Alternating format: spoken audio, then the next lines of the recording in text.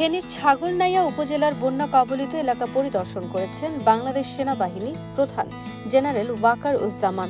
পরিদর্শনকালে সেনাপ্রধান ছাগলনাইয়া ও তৎসংলগ্ন এলাকায় বন্যার্তদের মধ্যে ত্রাণ বিতরণ করেন। ২৭ আগস্ট আন্তঃবাহিনী জনসংযোগ পরিদপ্তরের পাঠানো এক সংবাদ বিজ্ঞপ্তিতে এ তথ্য জানানো হয়। আইএসপিআর জানায়, বন্যা কবলিত ফেনীর ছাগলনাইয়া উপজেলার তৎসংলগ্ন এলাকা পরিদর্শন ও ত্রাণ বিতরণ করেছেন সেনাপ্রধান। তিনি বন্যার্তদের কাছ থেকে প্রয়োজনীয় দ্রব্য সামগ্রীর চাহিদা সম্পর্কে অবহিত হন এবং স্বেচ্ছাসেবী সংগঠনের প্রতিনিধিদের কাছ থেকে চলমান উদ্ধার ও ত্রাণ বিতরণ কার্যক্রমকে অধিকতর ফলপ্রসূ করার লক্ষ্যে করণীয় বিষয়গুলো সম্পর্কে মতবিনিময় করেন। এ সময় সেনাপ্রধান উদ্ধার ও ত্রাণ বিতরণের কাজে নিয়োজিত সেনা সদস্যদের প্রয়োজনীয় দিক নির্দেশনা প্রদান করেন।